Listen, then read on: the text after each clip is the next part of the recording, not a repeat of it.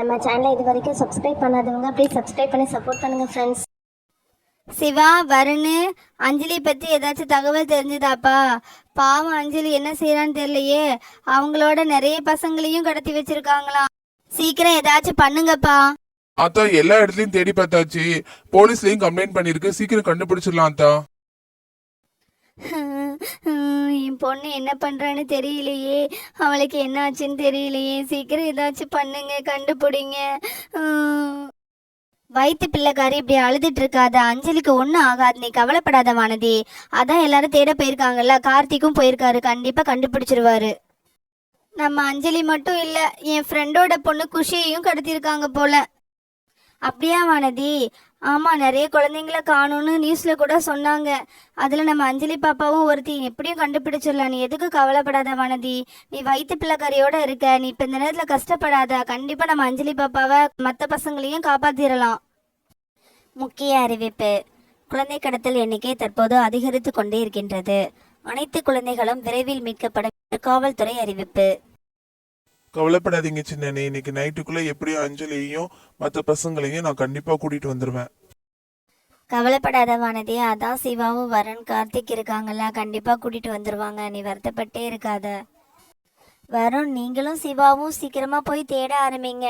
சீக்கிரமா இன்னைக்கு நைட்டுக்குள்ள குழந்தைங்கள கூட்டிட்டு வர பாருங்க.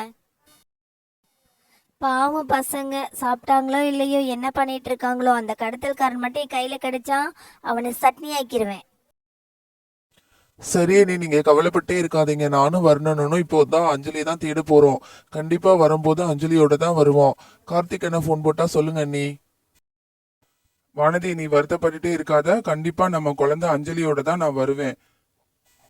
சரியாத்தா, நான் போயிட்டு வரேன்தா. ஒரு பொம்பளை பிள்ளையா பறந்து என்னை எல்லாத்துலயும் ஒதுக்கி வச்சிட்டீங்கல்ல.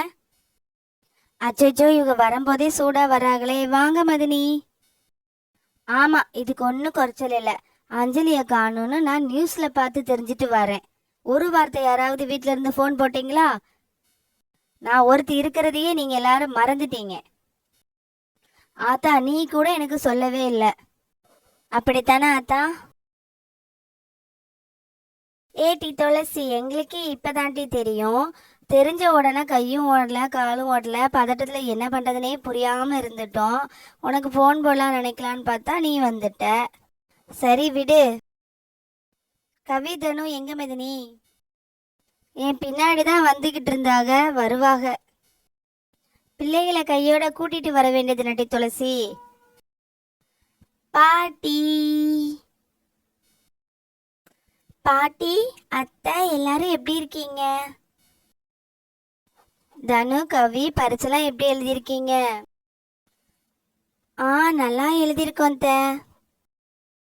வானதியத்தை கவலைப்படாதீங்க, அஞ்சலி சீக்கிரம் வந்துடுவா. சரி தனு. நம்ம அஞ்சலியை கடத்தினவனை கண்டுபிடிச்சு அவனுக்கு நல்ல பனிஷ்மெண்ட் கொடுக்கணும் அத்தை. நீங்க இதுக்கும் கவலைப்படாதீங்க த, நம்ம அஞ்சலி சீக்கிரம் வந்துடுவா.